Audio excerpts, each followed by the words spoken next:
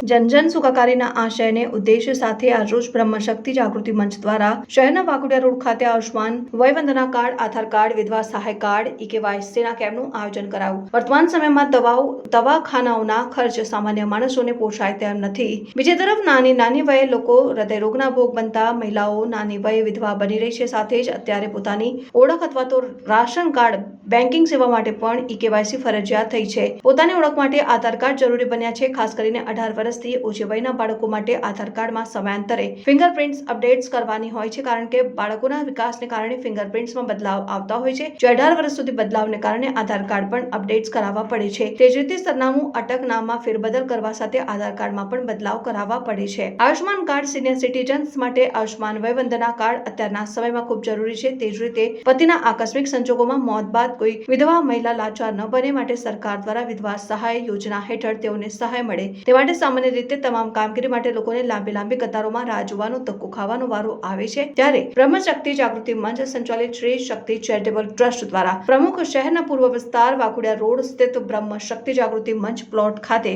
તમામ પ્રકારના સરકારી સહાય યોજનાના કાર્ડ માટેના કાર્યક્રમનું આયોજન કરવામાં આવ્યું હતું, જેમાં બ્રહ્મશક્તિ જાગૃતિ મંચના બહેનો સહિત આસપાસના સ્થાનિક લોકોએ મોટી સંખ્યામાં લાભ લીધો હતો અને સવારે 10 કલાકે કેમ્પની શરૂઆતમાં ભગવાન પરશુરામનું પૂજન બાદ બ્રહ્મશક્તિ જાગૃતિ મંચના પ્રમુખ મીનાબેન શૈલેષભાઈ મહેતા, દર્ભાવતીના ધારાસભ્ય શૈલેષભાઈ મહેતા, પૂર્વ સાંસદ અને બ્રહ્મશક્તિ જાગૃતિ મંચના પદાધિકારી રંજનબેન ભટ્ટ દ્વારા દીપ પ્રાગટ્ય કરીને કાર્યક્રમની શરૂઆત કરવામાં આવી હતી।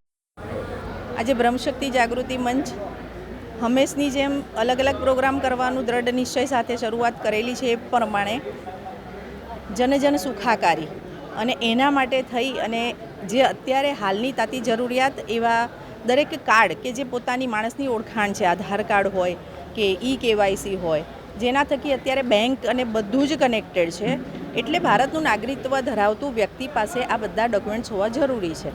અને બસ આ વિચાર માત્રથી આજે આ એક સુંદર પ્રોગ્રામનું આયોજન થયું। ખાસ કરીને અત્યારે ખૂબ નાની ઉંમરના લોકોનું ડેથનું પ્રમાણ વધી ગયું છે, તો નાની બહેનો, મેજોરિટી ભાઈઓનું ડેથ થઈ જતું હોય છે, તો એવા સંજોગોમાં બહેનો માટે વિધવા સહાય પેન્શન યોજના પ્લસ આયુષ્યમાન વયવંદના, જે 70 વર્ષથી વધારે અત્યારે આ દવાના જોરે લોકોનું આયુષ્ય વધ્યું છે, તો એના માટે અચાનક આવતી બીમારીઓ અને ડૉક્ટર્સની બહુ જ મોટા બિલ જે દરેક સામાન્ય વ્યક્તિને પરવડે એવું હોતું જ નથી, તો એ લોકો માટે વયવંદના યોજના એનું કાર્ડ આપણે અહીંયાથી કઢાવી આપીએ છીએ કે જેમાં 10 લાખથી વધારેની ઇન્કમ એ લોકોને મેડિકલ સપોર્ટ મળતો હોય છે હોસ્પિટલાઇઝ થાય ત્યારે।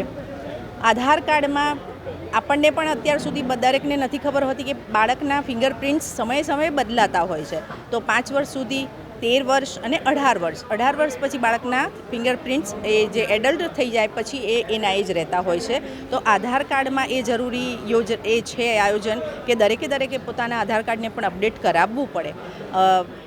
ઈકેવાયસી મેં જે હમણાં કહ્યું એમ આવી રીતે દરેક વ્યક્તિની માટે અહીંયા બાયોમેટ્રિકથી માંડી અને દરેક કેમેરાથી ફોટો લઈ લેવાનો, જે તમારે કચેરીઓમાં જઈને ધક્કા ખાઈને કરવું પડતું હોય છે, એ અમારી બ્રહ્મશક્તિની બહેનો, સભ્યો બહેનો માટે, મેમ્બર માટે અને આજુબાજુના દરેક લોકો આજે આનો સુંદર લાભ લઈ રહ્યા છે। અને આપ જોઈ રહ્યા છો આવી રીતે બ્રહ્મશક્તિ હંમેશા સમાજના કામો કરે છે। બ્લડ ડોનેશન કેમ્પ હોય કે ચેરિટીના પ્રોગ્રામ હોય, એવી જ રીતે આ એક સુંદર આયોજન આજે અમારા થકી થયું છે અને એમાં ભગવાન પરશુરામ દાદા અમને હંમેશા આશીર્વાદ આપે છે એવી ભાવના સાથે અમે કરીએ છીએ।